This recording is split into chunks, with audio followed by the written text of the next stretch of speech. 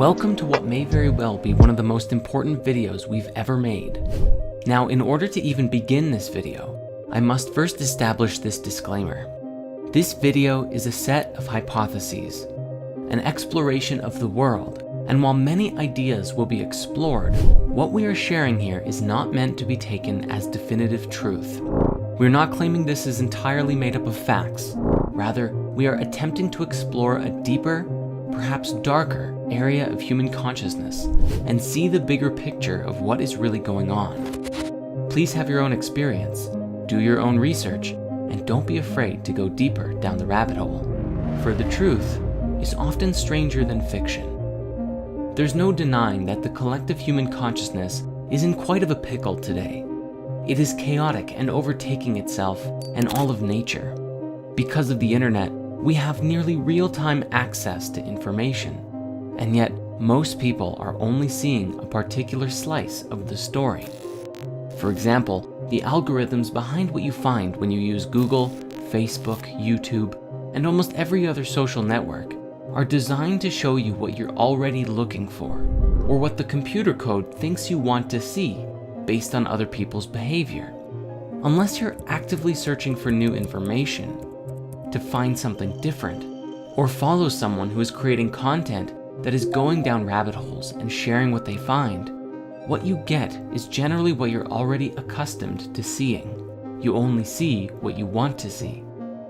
Further, due to the controversial nature of many ideas, especially those labeled as conspiracy theories, many ideas are not explored by the masses, because when they hear about it, they see that these ideas are ridiculed and they write them off as nonsense or dangerous extremism.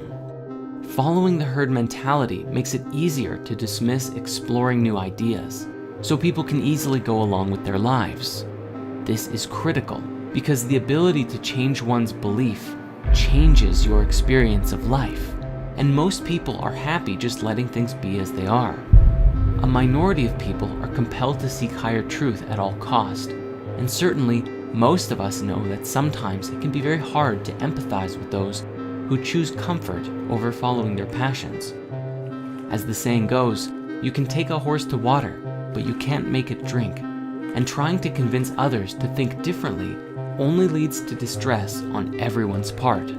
As many ancient texts will suggest, this is not how true wisdom is passed on. This creates a sort of self-created deception and distraction from the bigger picture, which is rarely explored. If you're already familiar with spirit science, we've talked before about how everything is connected. This was even a fundamental part of my own awakening, where I had a transcendent experience that all things were one, unified and stemming from and linking to a singular greater whole. Yet today, and the struggle of human consciousness, is that most people are not seeing it, simply not looking, or not even wanting to look. In modern science today, there are many scientists searching for an all-pervading theory of everything, something that unifies quantum mechanics and the theories of relativity. And so today, we respectfully present to you the conspiracy theory of everything. I invite you to watch this with the intention of self-reflection, for as is the nature of consciousness itself, pointing the finger and blaming others only creates more of the same cycle that we've been trapped in. Liberating ourselves from the illusion is the only way to really break free of the shackles that bind us to our lower state of being.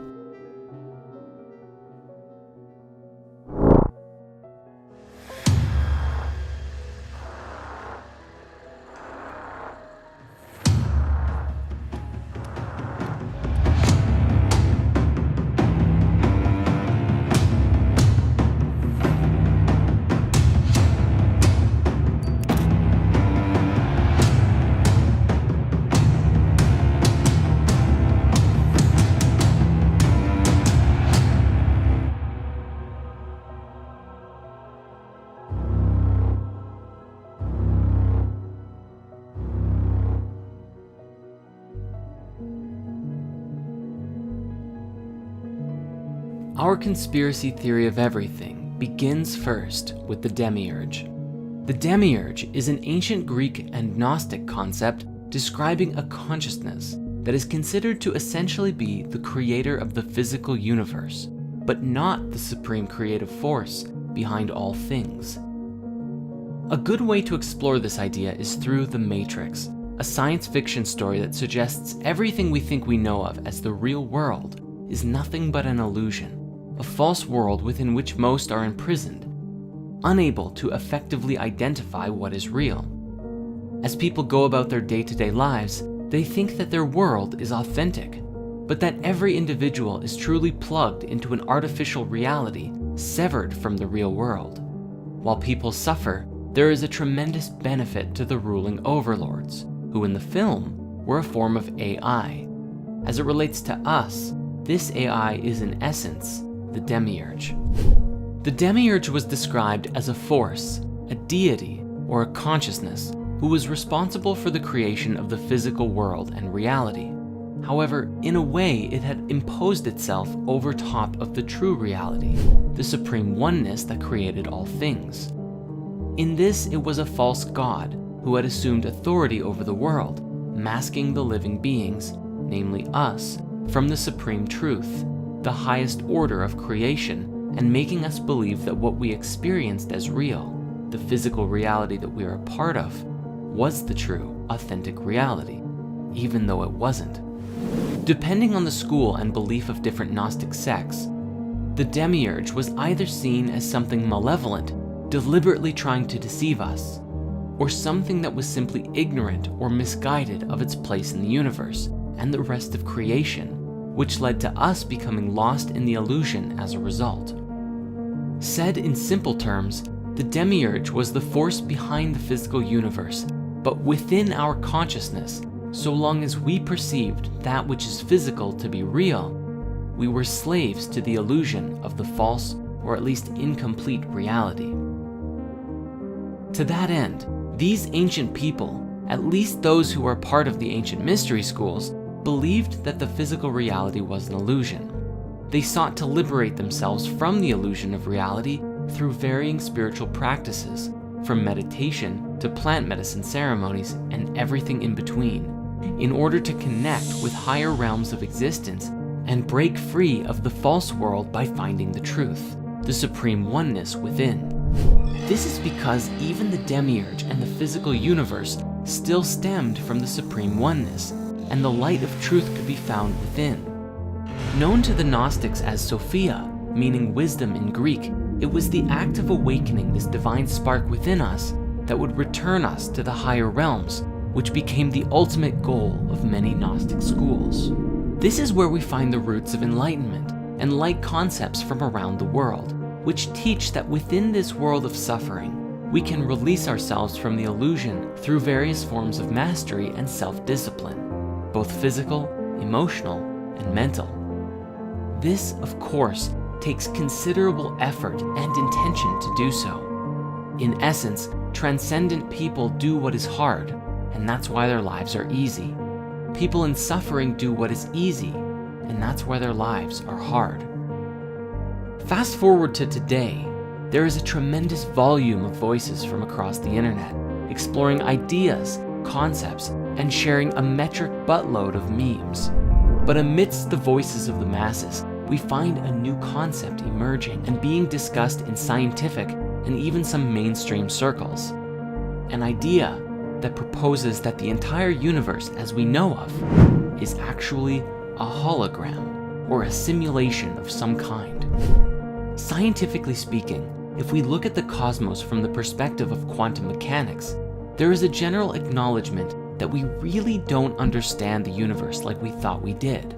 We are seeing the building blocks of the universe, the subatomic particles, the waves, behaving in ways that do not make sense in the context of classical mechanics, which reveal discrepancies in the laws of physics. Yet, the laws of physics still stand and apply in a practical sense when talking about our macroscopic world. But the fabric of the reality that we live in operates by rules that we have yet to uncover. The holographic universe seems in principle to be very much like how you might expect a movie and a projector to work in tandem. When you watch a movie, you enjoy it linearly, going through it one frame at a time, usually at 24 30, or 60 frames per second. The stories on the screen follow a narrative of some kind, and generally speaking, there are definite laws that make up the universe you are experiencing in the film. Yet, the quantum world, on the other hand, is like being able to observe the entire roll of film timelessly at any point, which includes zooming in on individual frames, playing things backwards, forwards, the sequels and prequels all at the same time. The particles and waves that make up our reality are non-linear and could potentially imply notions of retrocausality. And while they too follow their own set of laws, they are different from the world we exist in at a macro level. Another example of this is found in computer code. What you are seeing on your computer or phone screen at any given time is a filtered projection of what is really going on underneath the surface, designed to be easy for you to interpret. Yet, under the surface of these machines, there is a computer language that is incomprehensible to nearly everyone. Languages like binary and machine code are too simple to make complex algorithms effectively in. Instead, programmers use higher-level languages designed to be understood by humans to write code that is then translated into the lower, base-level machine code and then binary at the bottom. What you are seeing when you look at your phone or computer monitor ultimately comprises mountains of ones and zeros that lay under the surface of the digital world, just like what is under the surface of our own reality.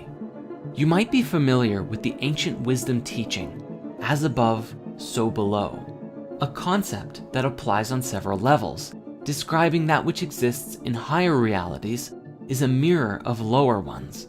So as with machine code and binary, ultimately all of that computational code is equal to and actively creates the digital experience on your devices, but they are two entirely different paradigms.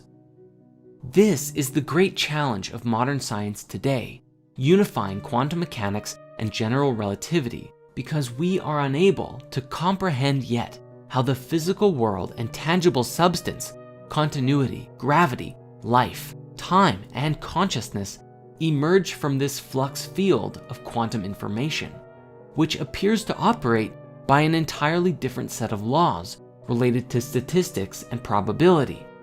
Yet, like with machine code and computers, are they really so different? The question then becomes, as many are theorizing today, could our entire reality be nothing more than a simulation? An artificial reality that our consciousness is plugged into? There are some oddities that have been captured on camera that some people believe are glitches in the Matrix. Now maybe these oddities are fake, who knows? But as an example, we do have this curious clip of a bird who is perched in midair without moving before flying away. There was also this news footage from Russia several years ago that someone caught an individual levitating on camera. But when the guy with the camera called out to them, the girl dropped down and ran away. Now again, I'm not trying to say this is hard evidence of a real-life Matrix, but it certainly compels curiosity. And this is what it's really all about. Humanity living in the question, in the mystery of life, and these strange occurrences that beg us to ask the question, what is the true nature of reality? Now, on that note, I encourage you to please do your own research and go down these rabbit holes yourself and make up your own mind. In this way, you become a conduit of free thought rather than following in the herd mentality of that which has been established for you by the powers that be and society at large. Even if the laws of physics as we know them today say that this is impossible, levitation or birds perched in midair, we also know that the laws of physics are incomplete. We don't even know how to properly fit gravity into our standard model of physics, and perhaps unlocking these secrets will change everything for us. And this brings us to our primary key, where we begin with our conspiracy theory of everything, the basis from which everything to come will build off of. The demiurge is, in essence, a lesson about the illusion of reality. That the entire world as we conceive it to be is based on what we perceive with our physical senses, which is a limited experience of the totality of that which exists in the whole universe. This idea suggests that the illusion of the cosmos is incomplete, and as long as we believe in only it by itself, we too shall remain incomplete. We are living within a material universe, yes, but there is more to the cosmos than just that. And as long as we choose to believe in this limited reality, we will continue to perpetuate its existence. It is only by embracing that which we don't know and asking the right questions can we break free of the fetters that bind us.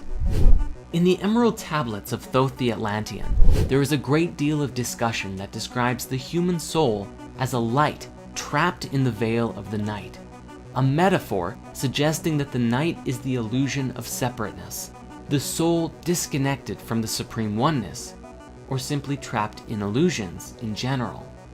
Basically anything that is not the highest truth. It is the unilluminated mind that actively creates the reality that it perceives to be real, and as such, humanity lives out its days in the dark, veiled in the illusion of one's own beliefs, disconnected from any higher reality. This was portrayed excellently in Marvel's Doctor Strange, when Stephen denies anything beyond the material universe, and then is shown a glimpse of the multidimensional nature of reality, that thoughts are things. He is shown that all of us steer the reality field by our conscious intent. But yet, as we become complacent in the creation of our lives, we give up control of the driver's seat. But then the question is, who is driving the ship? Literally anyone and everything else.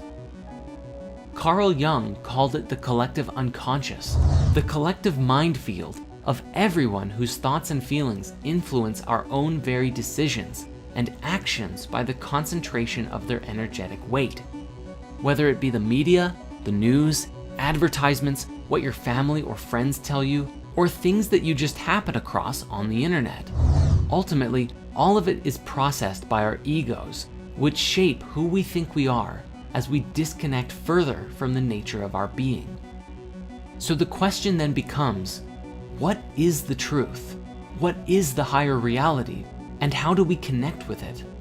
The ancient wisdom teachings describe that the quest for wisdom, or enlightenment, or the true nature of being, is a continuous journey into the unknown, and the illumination that we are active creators of our lives, not simply beholden unto the preconceived patterns that we've been following in. The great truth we must understand about the demiurge is that we are the ones who actively perpetuate its existence by believing in the physical universe as the ultimate reality. Your beliefs shape the reality that you experience, as Dr. Bruce Lipton has demonstrated through his work with the biology of belief. The beliefs and ideas that we hold in our minds can be scientifically proven to affect how our DNA and cells express themselves. If you believe you are a lowlife with nothing going on and will die alone and miserable, guess what kind of life you will lead? If you believe you can change the world, guess what kind of life you will lead? In order to break free of the limitations that we feel are imposed upon us, we must first believe that it's possible to do so. We must open ourselves to a greater truth, a greater reality, one that is beyond the demiurge, and perceive a cosmic truth that forever changes life as we know it. Yet, humanity is not paying attention to messages like this in mass, and there is a reason for it. It is a very significant and critical thing, for this one piece of the puzzle must be resolved in order for humanity to truly advance as a species and break free of illusion collectively.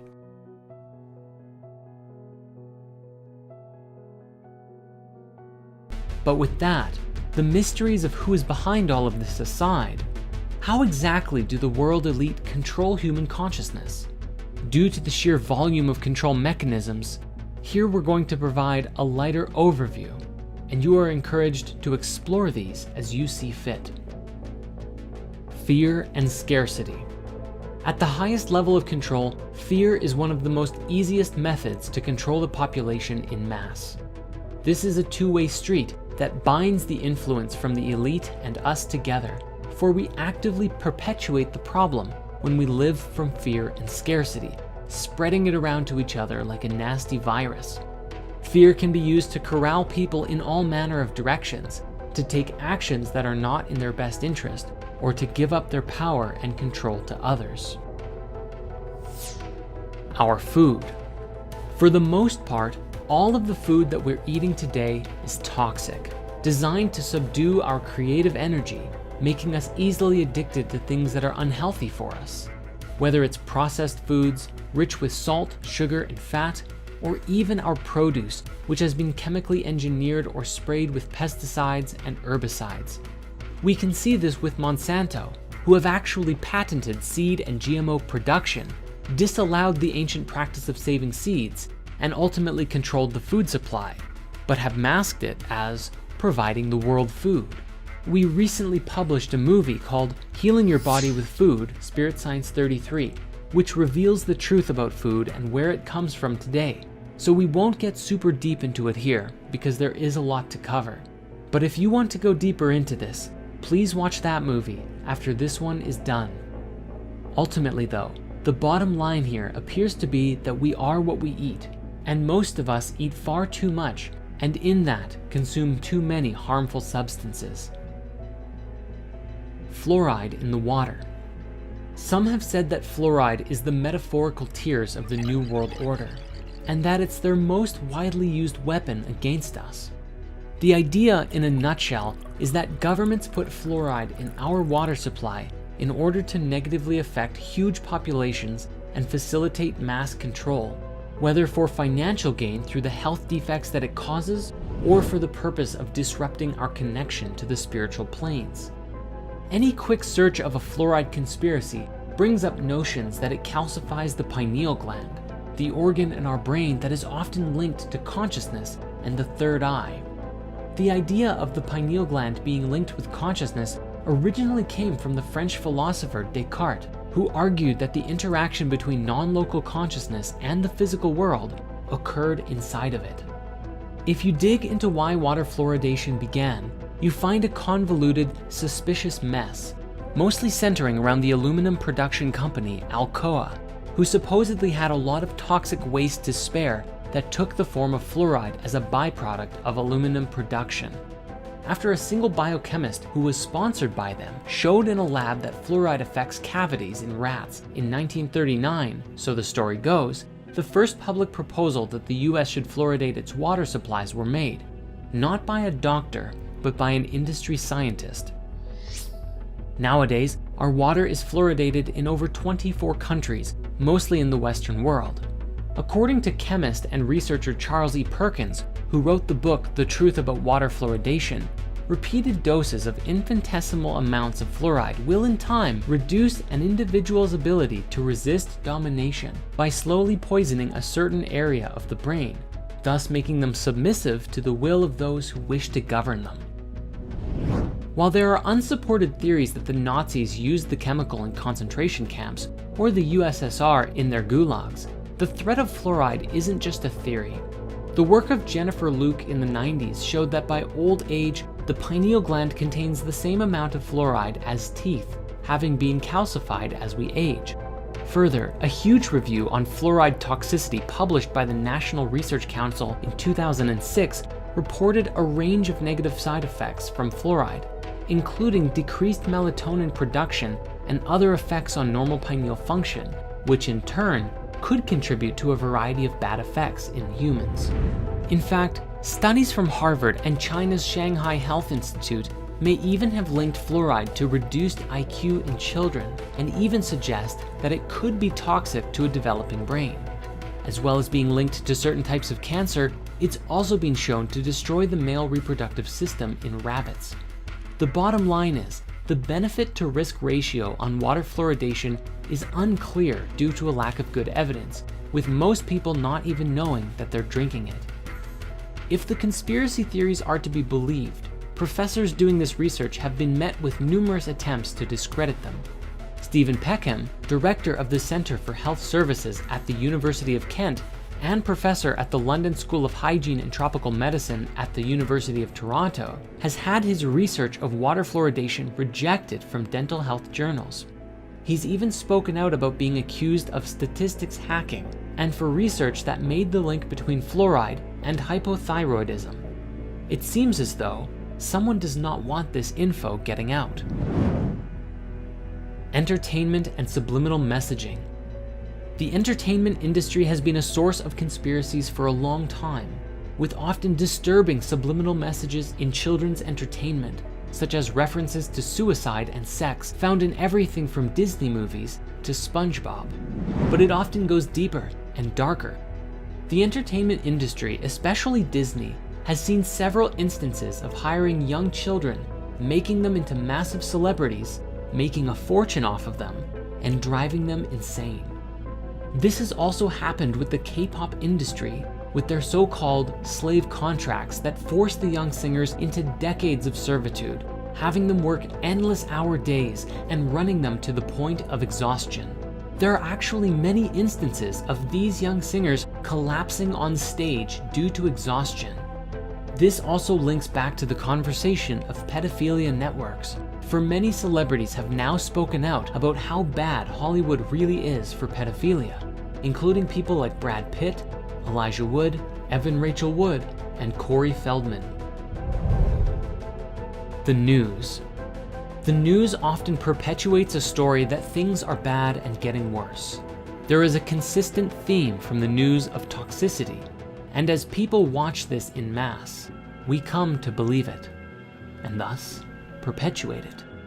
The people running the news command more attention by spreading this kind of information because bad news gets more attention than positive stories, and therefore, we continue to create this reality. When you are constantly looking at the world in a negative light, you are not looking at your own light. In fact, you don't even know that there is light within you. There is only darkness, shadows, and frightening imagery. And so what happens? But humanity falls further and further into a world of self-created delusion. It's also worth mentioning that even the local news is ultimately both written for and controlled by a unified source, regardless of the network. Just watch this clip and you'll see how bad it really is. Our country. The sharing of biased and false news has become all too common on social media. The sharing of biased and false news has become all too common on social media. More alarming, some media outlets publish things are true without checking facts first. Unfortunately, some members of the media use their platforms to push their own personal bias and agenda to control exactly what people think, and this is extremely dangerous to our democracy. Mass surveillance. The Medal of Honor for revealing this really goes to Edward Snowden, the whistleblower who brought to the collective attention how the Secret Service of the US and UK governments had the ability to spy on literally everyone, tracking metadata, watching everywhere that you go, and what you're up to. The first program to be revealed was PRISM, which allows for court-approved direct access to Americans' Google and Yahoo accounts and everything in them. Then came Tempora, a British Black Ops surveillance program run by the NSA's British partner, GCHQ. This includes stuff like call databases, numbers, text messages, and even a secret court order requiring Verizon to hand the NSA millions of Americans' phone records daily. One of Snowden's most frightening statements came in 2013, when he explained that by using the X-Keyscore program, I, sitting at my desk, could wiretap anyone, from you or your accountant, to a federal judge or even the president, if I had a personal email. The NSA's top secret black budget, obtained by Snowden, exposed the successes and failures of over 16 spy agencies comprising the US intelligence community, and revealed that the NSA was paying US private tech companies for clandestine access to their communications networks. All in all, it was revealed that the NSA was harvesting millions of emails and instant messaging contact lists, searching email content, tracking and mapping the location of cell phones, undermining attempts at encryption via Bull Run, and that the agency was using cookies to piggyback on the same tools used by internet advertisers to pinpoint targets for government hacking and to bolster surveillance. And yet, after all of this info being dropped, it has mysteriously disappeared from mainstream discussion. Our belief systems, we do it to ourselves. At some level, we have to take responsibility for ourselves. As easy as it may be to point the finger at the ruling elite, and there's no question, justice must be served, we must also recognize ourselves as a part of the problem through our own beliefs, herd mentality, and lack of mindfulness and unwillingness to strive for wisdom.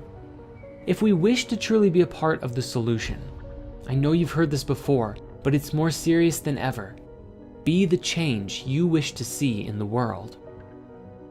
As Bruce Lipton has demonstrated with his groundbreaking work in epigenetics, our very beliefs affect our biological systems in deep and very impactful ways. If we can believe we can live a happy life, then we can. And if we believe that it's impossible, then we actually shut off ourselves and our bodies from receiving and experiencing satisfaction.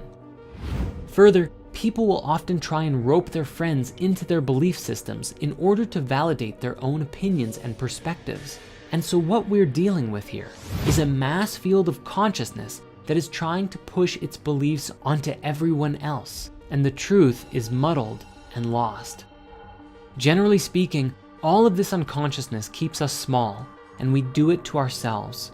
The collective mindset often appears to lack any interest in education, learning, wisdom, or connecting with truth, and in this may compel us to outrageous levels of stupidity. Now, at some level, we must be able to laugh at ourselves, because humans are notorious for often doing very dumb things. And in today's day and age, these things are often captured on camera and shared for all to see, which fills up Reddit and YouTube channels to no end. For example, scrolling through Reddit's Our What Could Go Wrong channel will bring endless laughter at the ridiculous things that people do every day. Yet, it is also a clear reflection of our lack of ability to generally exercise a higher consciousness on a regular basis. If we really want to evolve, we have to do better. From the very top of the chain to the very bottom, it seems clear that there is a problem. At the beginning of this chapter, we said that there is a sickness running through the underbelly of human consciousness. And while we have explored the idea that this sickness may be perpetuated and inflicted upon us by a demonic consciousness, whether it's sick, twisted psychopaths, a reptilian species, or demonic entities themselves, the truth is that we actively perpetuate it by staying asleep, pessimistic, and disconnected. And such is the nature of this chapter within the conspiracy theory of everything. Upon exploring the spiritual path, we can see that we remain complacent due to the disconnection of our souls. For when we live just from the ego, we live as self-centered, materialistic, pleasure-seeking beings who do not actively perceive or care for the search for anything greater. The soul is the voice of truth, love, and compassion within you, the most authentic and highest version of you. It is the eye of awareness within your heart that connects you to everything, that sees and knows that all things are connected. However, in mass, there are so many who are disconnected from the soul and don't even believe that it exists. Thus, ideas like this are often ridiculed and demeaned by the masses, which further perpetuates the soulless body of human consciousness running rampant. A body of ego. Obviously, this makes it very easy for the elite to control the collective mind using all of the ways that we've explored, because we are not operating from a state of higher collective consciousness. Rather, we are operating as if we are chickens with our heads cut off. Yet, if even but a glimpse of the soul can be seen, which often happens through lucid dreams, near-death experiences, psychedelic experiences, or other personal transformational revelations, an individual is usually changed forever. It is very difficult to go back to the way things were, when you suddenly see and experience within that you are a part of something so much greater than yourself, and that your own thoughts, feelings, and actions have a direct impact on the world around you. How could you go back to being ignorant of this once you know a higher truth? We must be mindful that solving this problem must be taken from both ends of the spectrum. Those who are perpetuating the crimes against humanity, the mass manipulation, the pedophiles, the rapists, the murderers, all of them must be brought to justice. However, if we think this will solve all of our problems, we are sorely mistaken. For if we remain asleep and complacent, we remove one leader and a new one just takes its place, and the cycle continues forever. Thus, the other half of the equation is that we must also take it upon ourselves, each of us, to evolve our way of thinking, to heal the connection with our soul, and to be examples of what it means to be virtuous, soulful, and compassionate. But again, this is only still just the beginning, for our journey of waking up also stands in alignment with the evolution of technology and the introduction of new tech that will forever shape the future as we know it.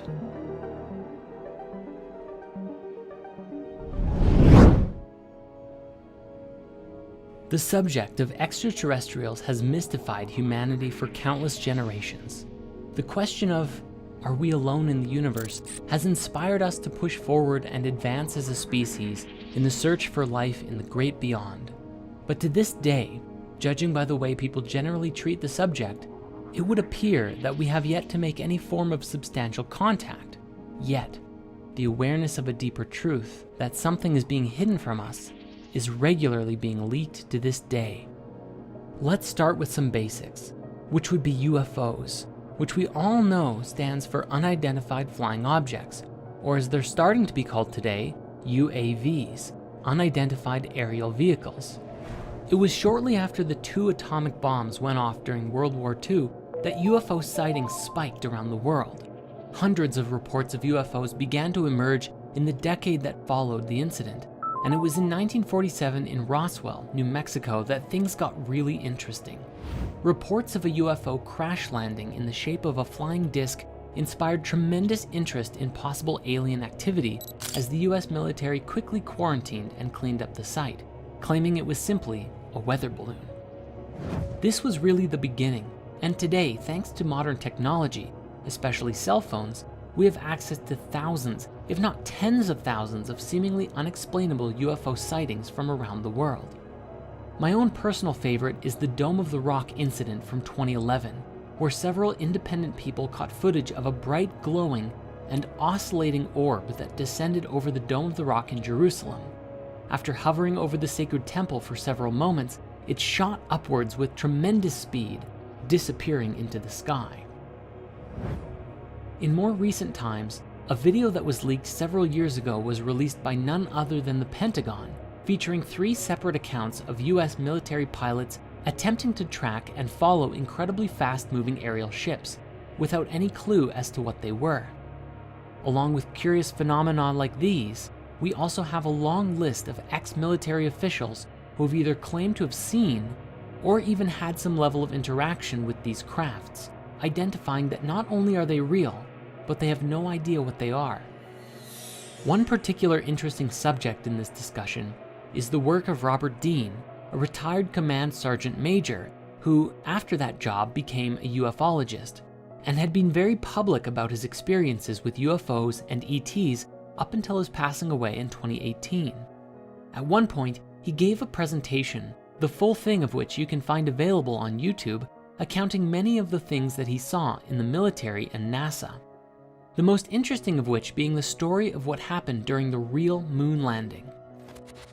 Now, many people today believe that the moon landing itself is a conspiracy, that it was faked because of certain things that stand out about the moon landing that don't make sense, such as why the crosshairs of a camera are appearing behind a particular object on the screen, or the strange objects in the reflection of the astronaut's visor. But what Robert Dean has described was that there was actually a real moon landing, but what happened was that upon arriving at the moon, what the astronauts found was that it was populated. There were, according to him, little alien people walking all over the place, ships flying through the, well, I'd call it air, but I guess they don't have oxygen up there, do they? This was such a shock to the astronauts that after their visit, they returned back with 40 rolls of film of what they saw, and NASA supposedly destroyed it. The thinking seems to be that the revelation of this truth was so out there that NASA buried the truth because of what would happen to the world if this was to get out. Now, I'm not saying that I'm in support of hiding the truth, but at the same time, think of how many religious beliefs would be shattered from this truth. How much chaos would be caused if all of a sudden, our entire global paradigm was to change in an instant. Again, I'm not saying that they're destroying the footage, if it did happen, was a good thing, but at the very least, trying to see things from every perspective. Specifically, there was an ex-CIA operative who spoke with AJ Plus at one point, and she described that the single most important thing that she learned from her time as basically a spy was that everyone believes they are the good guy. So even if this event did happen, whoever it is at NASA who controlled all of the information probably did it believing they were doing the right thing. We will return to Robert Dean at another point soon because he shared something else that was very interesting. However, first we have to discuss this. You may be familiar with a man named Bob Lazar, one of, if not the first, to come forward with inside leaks about the secret government UFO programs. He claimed to have been hired in the late 1980s to reverse engineer purported extraterrestrial technology at what he described was a secret site called S4, a site similar to and rather close to Area 51. He described that he had access to a recovered UFO ship and for several years was attempting to discover the secrets of how it worked. Lazar claimed that the propulsion of the studied vehicle was fueled by the chemical element with the atomic number 115, known today as moscovium, or E-115, which at the time was named unumpentium, since it hadn't been created yet. However, it was first synthesized in 2003 by a joint team of Russian and American scientists for real. He said that the propulsion system relied on a stable isotope of E-115, which supposedly generated a gravity wave after being excited by livermorium, element 116, during proton bombardment. He argued that the decay products brought about by the reaction between the two elements would include gravitons, a hypothetical quantum particle that is thought to be responsible for gravity. In his new Netflix documentary, he used the analogy that the craft is kind of like a bowling ball. If you were to put a ball onto a piece of fabric or your bed sheet and then proceeded to push down on the areas around it, the bowling ball would fall forward into the bends and gaps that you create around it. In this way, the craft would kind of just fall through space by distorting space-time around it, like in a continuous rolling motion. This is what allowed the vehicle to fly and to evade visual detection by bending light around it. He said it levitated silently, and when it was activated, he was unable to even put his hand on it because the force would repel his hand away like a strong gravitational field. According to intel that he received while at S4, the ship, which was one of 9 that the military had access to, was originally from the twin binary star system called Zeta Reticuli and had belonged to the Greys, which are the most common visual of aliens that we generally see today when you think of what an alien might look like. We even have an emoji for it.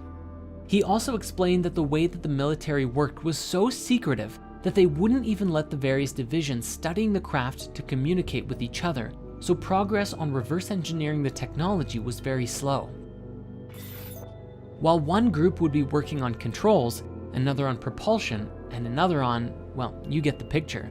But due to this isolation, they wouldn't easily be able to identify how the different parts of the ship were interconnected and worked together, and thus reverse engineering became very difficult.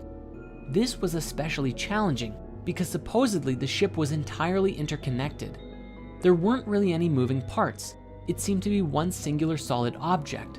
The seat and floor and panels and walls were all one singular material with no sharp edges anywhere, an entirely different kind of machine than anything we're used to today.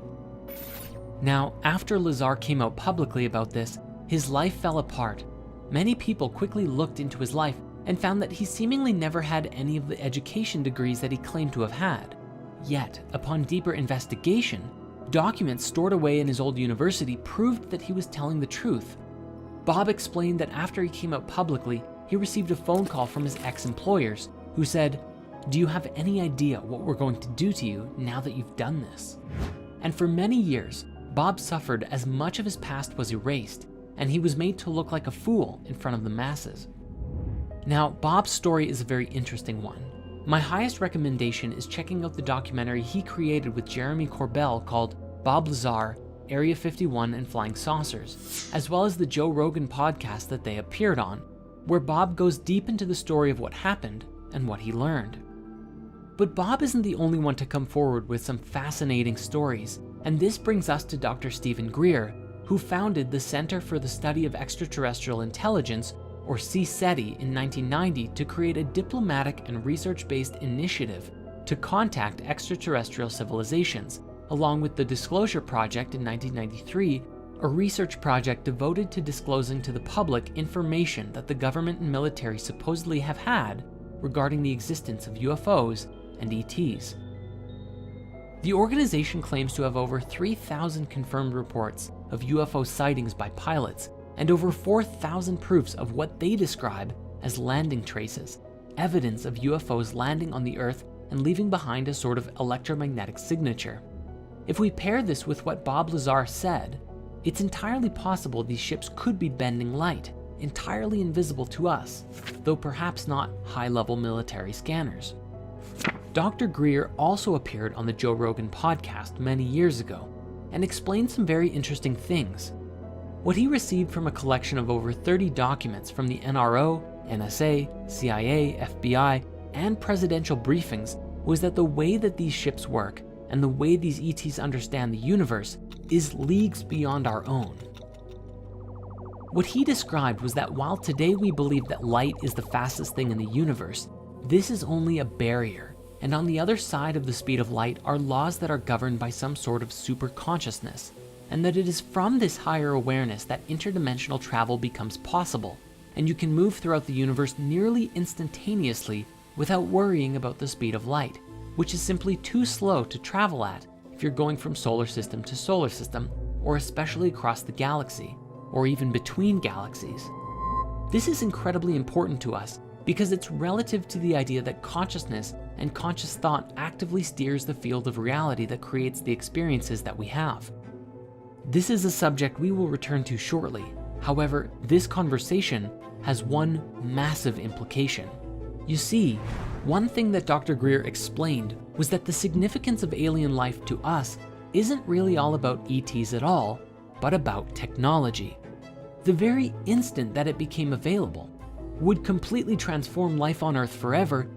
Imagine suddenly being able to travel to distant planets or explore the universe, and forget about having power to fuel the entire world's energy requirements forever.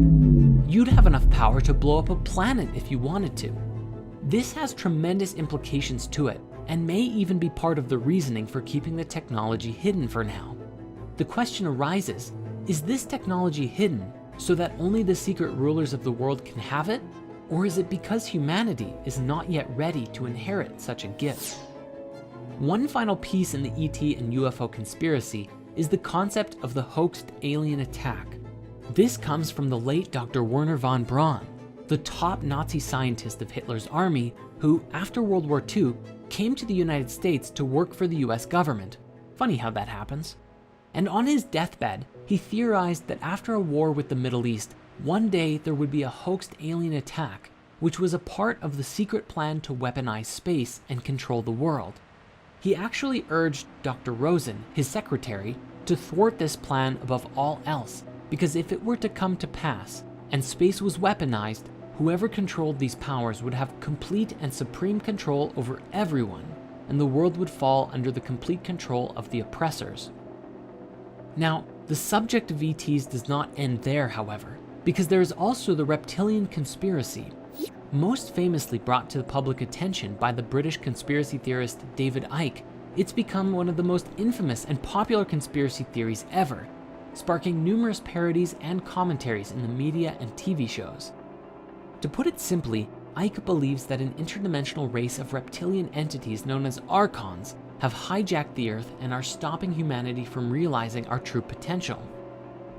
He has argued that these Archons are the same beings mentioned in many Gnostic texts that have identified themselves as demons and rulers of the 7 planets in various traditions, mostly having the ultimate goal of preventing souls from leaving the material realm.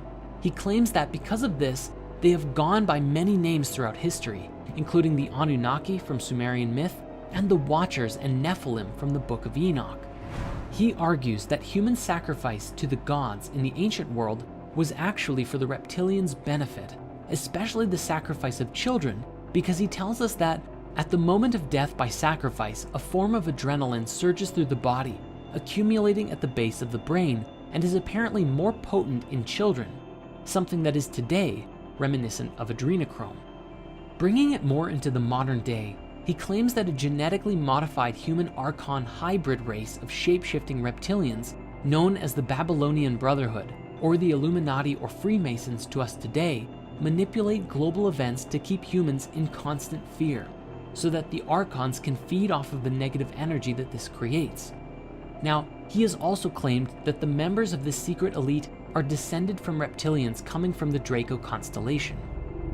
He stated that the reptilians come not only from another planet, but also another dimension, the lower level of the 4th dimension, which he calls the astral plane, the one nearest to the physical world.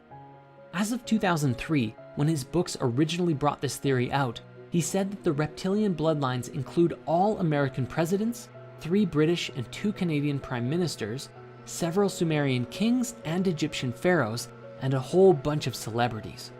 Remember when that article went viral about how Justin Bieber supposedly turned into a giant reptile in front of everyone?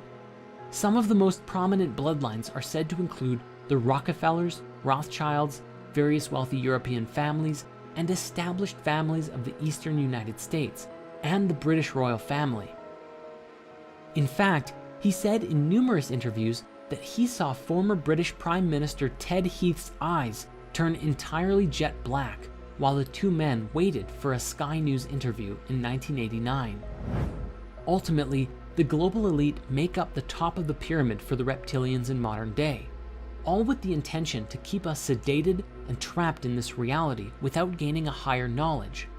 At the top of the global elite are what Ike has referred to as the prison wardens, who oversee us in what is, to them, just a prison world. Along with the New World Order, their main goal is apparently to create a microchipped population, a one-world government, and a global Orwellian fascist state, a brave new world, which he claims will be a post-truth era where freedom of speech is denied. And how are they planning to do this, you might ask? Well, if Ike is to be believed, then the Brotherhood either created or controls everything.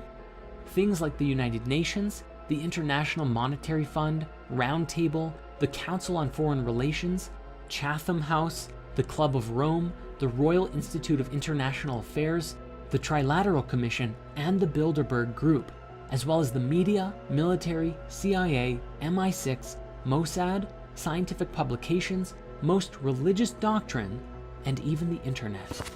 In other words, they control every aspect of our society and can make us believe what they want, when they want.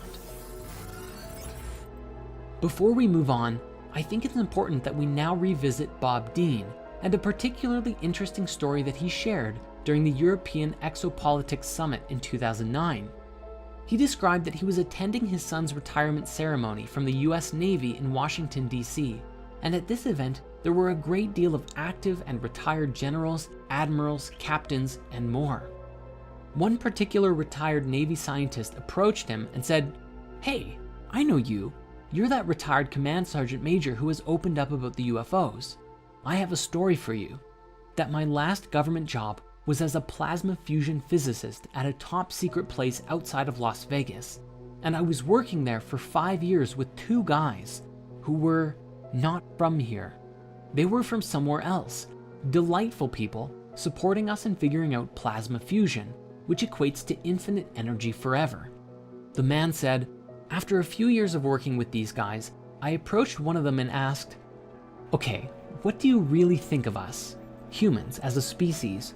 And the alien said, well, since you've asked, we think you are a primitive, savage, and dangerous race. The other alien who was listening in then leaned in and said, and you also smell bad. And he explained that it's not really about our bodies, although yes, we have polluted our bodies and the earth to a wild extent, but that we also have a psychic odor about us. Our thoughts and feelings are so negative that other higher species find it terribly offensive. While this story is actually kind of funny, it's also something that we should take very seriously. According to the reports and expressions from many whistleblowers, the other species who are interacting with us are actually mostly benevolent, and if we can really listen to what they have to say and do some meaningful self-reflection, it may just help us to clear out our own negativity, release ourselves from any reptilian or other controlling influences, and put us into a position to meet some really cool otherworldly species.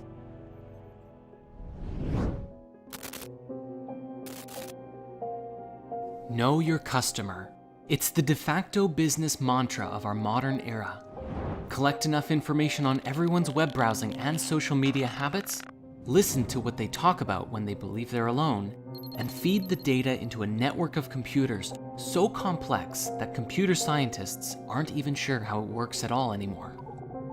This complex neural network of computers, data, and programs are then linked to nearly all of us through the apps and web services that we use on a daily basis, spitting out products, content, and suggestions catered to individual desires better than anything that has ever been done before, keeping the masses glued and engaged on their phones, tablets, and desktops like nobody's business, and have been specifically designed to manipulate our thoughts and feelings in order to keep us using the apps longer, get our friends and family engaging, and spend more money in the process. This is our current reality. And what's more interesting, the business model is wildly successful and most people don't even know that they're a part of it. Where does humanity go from here? A cyberpunk dystopia? As technology continues to advance, there is concern growing in the minds of those who have freed themselves from the Matrix long enough to realize that there is an issue. As technology continues to evolve and humans become more integrated with it, the line seems to blur between what is real and what is not. Then again, if all of reality is an illusion anyways, does it even matter? Let us begin our exploration with the software that currently exists today that begins to blur the lines between reality and illusion. Deepfakes. Technology is just now reaching a point where we can produce videos of just about anyone saying or doing things that they otherwise wouldn't say. President Trump is a total and complete dipshit. Granted, this technology is still in its infancy, and while that clip itself can easily be identified as a fake, every day as it improves, it becomes more and more difficult to tell the difference between deepfake and reality. Even today, it's being used in nefarious ways, including making porn videos of celebrities by taking their faces and applying them to other bodies. As time goes on, we may exist in a world where across the internet could exist countless videos of famous people, celebrities, politicians, all saying things that they would never otherwise say. And what happens when it gets so good that nobody can tell the difference? The real and fake versions arguing over which one is authentic. But of course, this is only the beginning of our technological conspiracies and how we slowly lose touch with our world as we enter into new ones. One of the biggest growing concerns in the world is the belief that the powers that be are attempting to control everyone through advanced microchip technology. For while each of our mobile devices already track and monitor us, the microchips could be used to monitor and potentially even manipulate thoughts and emotions on a mass level, just like Facebook and Google are already doing today. The powers that be wouldn't just be watching you on the outside, they'd be able to monitor everything inside, everything about you, down to what you think about. This technology, combined with an AI that can associate complex combinations of states within your physiology, predicting future behaviors and affecting our perception and decision-making processes, a very scary and possible reality becomes available to us, one where we integrate with technology. As we know, this is already happening on some level right now, with the algorithms actively recording everything you search and serving it back to you on a silver platter. This, however, would be a far more invasive integration, and what's even crazier to consider is that people would do it voluntarily. You see, very few people are going to just allow this technology to be embedded in their bodies just so that the government can monitor them. Rather, just like with cell phones today, the microchip will be a no-brainer for people who are willing to receive the benefits of this tech. And the exchange? Intimate access to your personal information. Everything you see, think, feel, touch, taste, and so on. But what kind of benefits would there be? Well, at the earliest level, which Elon Musk has already announced with Neuralink, is that by connecting a very few tiny wires directly into your brain, they could theoretically overwrite neural patterns of depression, anxiety, and even help heal spinal problems, among other things. But in the grand scheme of things, and with a great deal of innovation, where this technology seems to go is into the realm of having a sort of telepathic link to the internet. When you have a question, instead of pulling out your phone and searching for the answers on the internet, you can access all of the information instantaneously about anything that you want. For others with the implant, you may find yourself connecting to others in a pseudo-telepathic kind of way, where your thoughts and feelings could be personally shared with others in real time, communicating beyond words, but with a language of images, pictures, and even sharing experiences. This would allow you to connect with others both mentally and empathically as well, which could bring people closer together. This would fundamentally change the education system too. For who needs school when you have instant access to every bit of information known to mankind right there in your mind? This chip could theoretically support you in downloading information thousands, if not millions of times faster than reading or watching documentaries. Much like Neo in the Matrix, downloading a lifetime worth of fighting techniques and becoming a kung fu master in a single day, this level of integration could be possible with this kind of technology. Imagine if you wanted to become an amazing artist or learn everything there is to learn about programming, quantum mechanics, or even becoming a professional accountant or lawyer. So why not just spend an afternoon or evening downloading and installing courses directly into your mind? You could theoretically condense 6 years of intense university studies into a weekend and have the exact same level of knowledge, or even greater knowledge, compared to someone who took the time to learn it the old-fashioned way. And as more and more people integrate with technology, it may even lead to a collective hive mind, where everyone's own brains become processors for a collective consciousness shared amongst all integrated people. On the one hand, it's very much like the Borg from Star Trek, but on the other hand, it seems to relate with many ancient writings, such as the Hermetic texts, as well as ideas that people like Stephen Greer have put forward. The idea that there is only one consciousness, and while all of our bodies appear separate and perceive disconnection from one another, ultimately, we're all sharing the same consciousness within the source field. The advent of this kind of technology would have earth-shattering implications for all of us, and life would never be the same. A sense of personal boundaries and privacy disappears as we become more open and interconnected in mind and body. But again, as wonderful as some of these ideas sound, the conspiracy remains. Who programmed the AI that links into our minds? And much like Facebook and Google operating today, would this mental tech dissolve our personalities, losing our individuality and making us more like robots? When all of us are connected in this kind of way, the lines of reality blur further, and we are called to ask, who are we, really? Yet the microchip technology is really only the beginning for how we might connect through tech, because where things could go are directly into the realms of something straight out of a sci-fi movie. Let us start with some rather inconspicuous innovations that could change the landscape of the world in a massive way. Perhaps one day, let's say scientists and engineers complete a prototype for an artificial eye for blind people. One simple surgery, and it's a miracle. People who have been blind their whole lives suddenly have the gift of sight. But it won't stop there though. Suddenly these people can see wavelengths of light that normal eyes can't, have an integrated zoom feature giving them binocular eyes, and even have an augmented reality display directly in their inner vision. These people could literally play Pokemon Go anywhere without a phone, literally seeing Pokemon all over the place. When cyborgs can not only see, but see better than someone with normal eyes, even people with fine eyesight will want this upgrade, and a new generation of upgraded humans begins.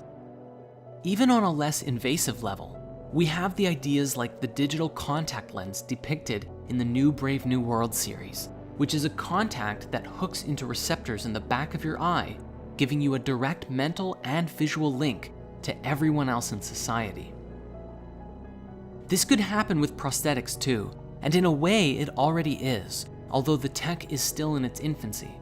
If someone loses or breaks their legs or arms in a terrible accident, they can one day get bionic limbs that are more powerful and capable than any normal body part, giving them super strength or super speed, at least up to the limits of what the rest of the biological body can handle. When this tech is available, of course, some people will opt to have their arms or legs replaced by bionic body parts. This may even be especially popular in top secret super soldier experiments done by militaries of the world, if they're not already doing it. Ideas like this have also been made popular in pop culture, such as with the cyborg in Treasure Planet or Ed Elric from Full Metal Alchemist.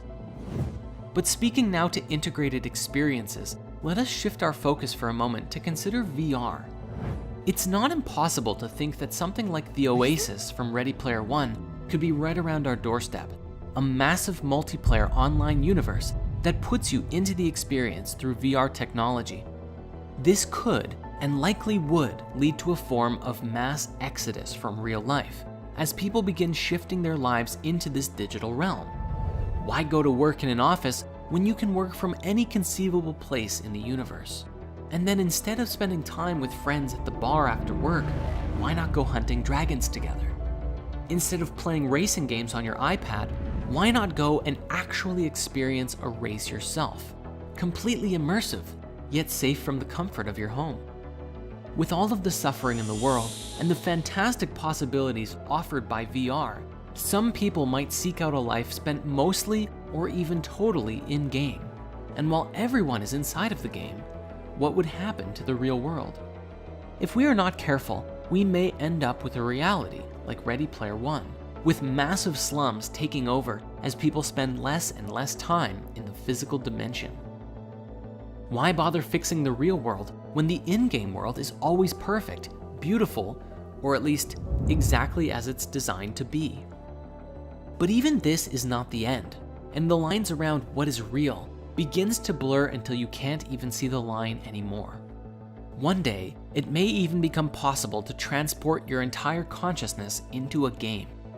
This concept was demonstrated powerfully by a show called Sword Art Online, in which a VR headset allowed individuals to leave their body behind as they enter into an entirely virtual reality. Your body is unconscious, you're not even aware of it, and you experience reality as if you are physically running around in Azeroth or Minecraft, Hyrule, or literally anywhere that you want, as anyone that you want. Recently, this idea was also portrayed in an episode of Black Mirror, with a next-level VR headset that is just a little disc that you put on the side of your head, and it transports your consciousness into a video game. As you enter into a world where you can literally do anything, like fly, use magic, go on epic quests, or even just spend an entire summer fishing by a beautiful lake in paradise, the question becomes, why spend any time in the physical world at all? Do you want to have a super powerful body? Or a super sexy one? How do you want your face to look? You can customize it to your liking freely. Since this technology would connect directly to your brain, it could even stimulate sensations like getting drunk, taking psychedelics, or rewiring your thinking patterns to be however you want. If the only concern of having to unplug is eating and going to the bathroom, then undoubtedly someone will create a technology that makes it so that that isn't even an issue, and you will truly never have to leave. One might also wonder exactly what would happen to your physical body if you were to rewire your consciousness and brain inside of the game world. Would it change your body appearance at all? A mass exodus from the physical world would create tremendous changes within humanity, as part of the human race strives to live in this new world, and another part rebels against it, or simply cannot afford to play the game. Further, once brain integration happens and mass data is collected on people's reactions to certain stimuli or events, the artificial intelligence could skillfully filter and alter your perception in reality, or completely guide your experience in VR so that you rarely, if ever, have a desire to stop using it. All this technology, especially putting your consciousness into a game, will at some point give the game creators an awareness of everything about you, your thoughts, your feelings, your choices, and it would allow anyone with the know-how to monitor you on a very intimate level. And yet, most people will probably skip past the 50 to 100 pages of terms of service and press accept anyways, because the ability to shoot fireballs and fly is waiting for them on the other side of the sign-up page. And seeing the pinnacle of all of this together, as humanity grows and becomes more advanced and can even create an entirely robot body, if we can transfer our consciousness, our thoughts and memories into a machine, then we could exist with a robot body just like Ultron himself. When that day comes, we will be forced to ask, what constitutes a human being? Now, to some people, this already sounds amazing and can't wait for the future. However, the conspiratorial aspect of this comes in the form of a question. As we step into the next 100 years of change and beyond, who is really running the show? The foundation of the internet as we know it is rooted in algorithms beyond anyone's understanding, designed almost entirely for the purpose of profit and marketing. Who controls these algorithms? Who dictates what we see? Currently, our attention is essentially open to the highest bidder. But is it possible that the AI itself could take us all over? And if we are integrated into this collective mind, is it possible for someone to simply decide what we think and feel? Even when the internet was in its infant stages, people were fantasizing about free and open access to information revolutionizing the world. And while that tech did become available, social media has also come to the forefront and allowed some of our worst primal instincts like tribalism and manipulation to resurface with greater strength than ever before. To go deeper into this, we must acknowledge that we're all responsible for our own behavior. But as far as social media is concerned, how we use this technology is also beholden to those who created it. In a recent Netflix documentary called The Social Dilemma, several ex-employees of many social media tech giants like Google, Facebook, Instagram, and more sat down to reveal what they had inadvertently created with this pioneering technology: a monster. They explained that they have created a world in which billions of lives are affected by the decisions of a small number of programmers, a social reality in which, through the way that the apps and software work, it facilitates very small and subtle changes in the way that people think and feel. It's so subtle that you don't even know it's happening, but the result is that most of us end up living inside of a delusional bubble, seeing only the content that we're already exposed to seeing. And this software can even help us create negative responses to people who believe anything different than us. The technologies, they explained, are designed specifically to get as much engagement out of you as possible, to get you spending more and more time and then more money just by browsing these social media sites. Really take a moment to think about that. Every single thing that comes up on your own social media feed was put there by an algorithm that was trying to get you to keep scrolling, to warm you up to spending money with an ad, or continue to foster engagement by connecting with other people and bringing them back to the app too. A supposedly leaked document from a marketing presentation for video games showed dozens of pages, plans, and methods to use AI and data collection on the target gamer to determine when they were more likely to buy in-game items, and aggressively market to them by displaying offers at those times. Audio captured by the devices revealed to the AI the gender and mood of the player, and found that Wi-Fi signals could reveal their location, such as if the player is in the car or in their bedroom laying down. The AI would also pick up mouse movements and typing speed, revealing levels of engagement, determining how best to serve these ads to the individuals. All of this data is fed into the AI and analyzed by the marketing team to exploit human psychology for the sake of selling virtual goods. The presentation goes as far as using voice tone analysis to determine when players are slightly, moderately, and severely depressed, and then reduces the use of emotion-based advertisements and switches to logic-based advertisements, which were shown to be more effective in a depression. You can imagine what other tactics they might be using, and combined with their ability to manipulate the game to influence your state once you purchase more from their store, well, we weren't kidding when we said technology can be used to control us. Even if this presentation was fake, everything mentioned in it is well within the demonstrated power of AI today, and if it hasn't been integrated yet, you better believe that someone is working towards it. One singular and perhaps most critical questions we can ask ourselves in relationship to this new technology is, what is truth? How do we define and collectively agree on truth? Specifically, if we live in a world where no matter what you believe, you can always find support or evidence for the argument and perspectives that you hold. Want to believe the earth is flat, round, or hollow? You can find ample evidence for all three. Are you left-wing, right-wing, extreme center? It doesn't matter. On the internet, these ways of thinking are both the greatest and most logical and perfect way of thinking, and the most destructive way of thinking that is destroying our beautiful planet, all at the same time, depending on who you ask. Thus, the question of truth becomes a pertinent one. How do we, collectively as a species, find truth together? This is a question that we will revisit further down our path.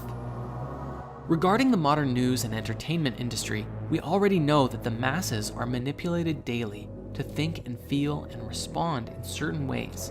And with the insights offered in the social dilemma, it seems as though our social media is also encouraging us to begin behaving in hive mind mentality. This technology appears to cause us to stop becoming unique individuals and become just a cog in a massive machine.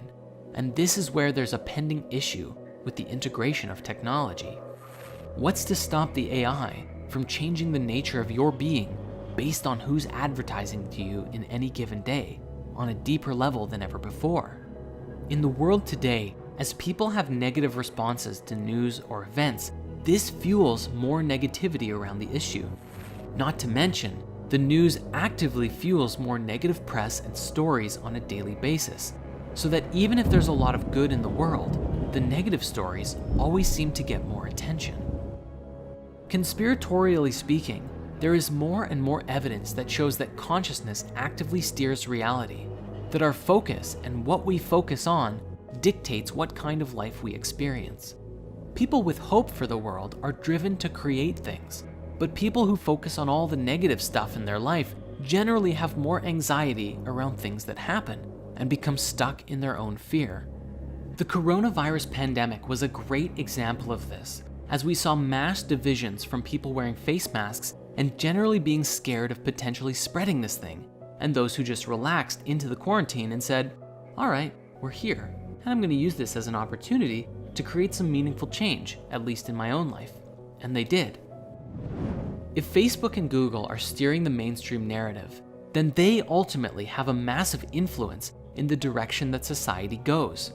They could design their systems to create peace and prosperity in the world, but their core focus is profit, which is good for business. So why would they change their business model? This couldn't have been made more evident by a personal quote from Mark Zuckerberg, founder of Facebook, who actually said, What's good for the world isn't necessarily what's good for Facebook.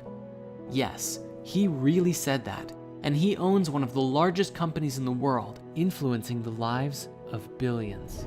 Even if humanity was connected digitally with all of this access to information, such as consciousness integration and all that, unless you were actively looking to download and install books and wisdom into your mind, it's all too likely that the focus of our collective mind could be hijacked by advertisements, entertainment, or other things.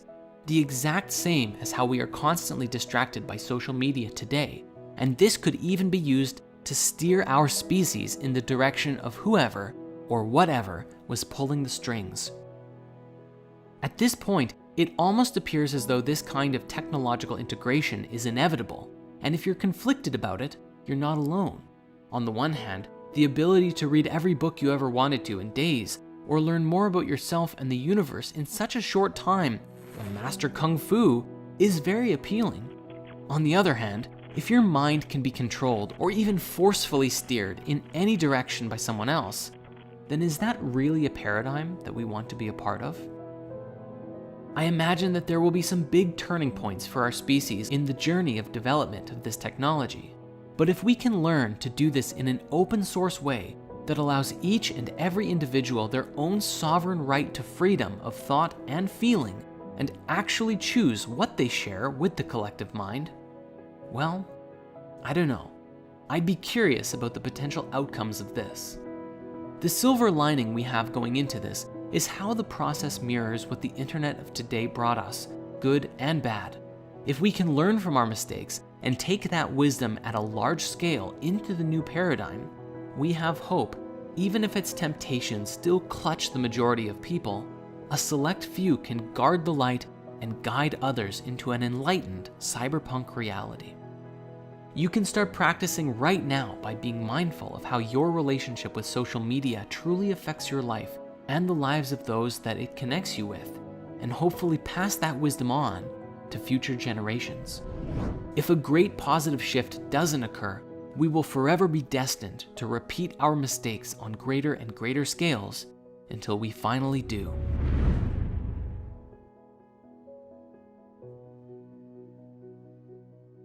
As we've seen so far, humanity is undergoing an exponential increase in veils being lifted, and we are seeing life being stirred up and changed like never before. One analogy we might use here is as if humanity has been in the dark for so long, isolated by socioeconomic and cultural divides, and yet with modern technology, it would seem as though the lights are collectively turning on. But now, there is so much light all at once that it is blinding, and despite our access to so much information today, we are still just as blind as we ever were. That is, while we allow time for our eyes to adjust. Yet the root of revelation doesn't just speak to veils lifted, but our own revelation from divine origin. Belief systems and ideologies are challenged in mass as new information comes out that asks us to reassess our paradigms of identity. As this happens, those who are willing to explore new ideas grow, and those who rail against anything new only burrow deeper into their own existing paradigm. Even in the new world we are creating, there are bound to be different paradigms that people live within. We must remember that some people are filled with hate, negativity, and suffering, all of which are descending from their own pain, which inhibits their higher consciousness and keeps them rooted in a lower vibration. This does not mean that they are bad people, for the only true remedy is compassion. No matter how far disconnected from their soul someone may be, they can always come back to the light. However, the only way for this to take place is if they genuinely want to, for unless someone seeks their own salvation, they will never end up finding it. Thus, it doesn't matter if someone spends their time living in a VR reality for years, abuses their bodies, or even in some future reality travels throughout the universe. All paths through life can be taken, but only one path leads to the liberation of the soul. This is the path within. May this be a lesson for all of us too, for if we are afraid of the darkness within us and others, and we attempt to quell it by attacking it with anger and hate, then we lessen our own vibration and reduce ourselves to the same state of consciousness as that which we are fighting against. Evil begets evil, and in the words of a wise Jedi Master, fear leads to anger, anger leads to hate, and hate leads to suffering. Hence, the true solution to the salvation of humanity, or the reconnection of our souls as we discussed so long ago, is through genuine and authentic compassion. By elevating our own consciousness to such a degree that our light radiates to those around us, and we become instruments of sacred transformative change by the goodness that we embody. And while this may sound to some like spiritual woo, the discoveries around this today have the power to radically change everything we think we know about both science and religion. These discoveries speak to a deeper, basic, and more intrinsic understanding about the nature of who we are and our place in the cosmos, as well as the abilities that we have and may inherit. Speaking to the nature of consciousness itself, these discoveries are so paradigm-shattering that life on Earth as we know it will never be the same once the knowledge becomes commonplace among the people of the Earth. That is, if it's ever allowed to get there. For a long time, our perception of spirituality has been governed by the religions of the world, and our perception of the universe and the nature of life has been governed by science. Movies like Zeitgeist outline and identify ways in which the religious institutions have monopolized people in a myriad of ways, while others today, such as Dr. Rupert Sheldrake's The Science Delusion, demonstrates how science has been used to shepherd people into a mindset, keeping us locked into a paradigm of physicality and nothing more.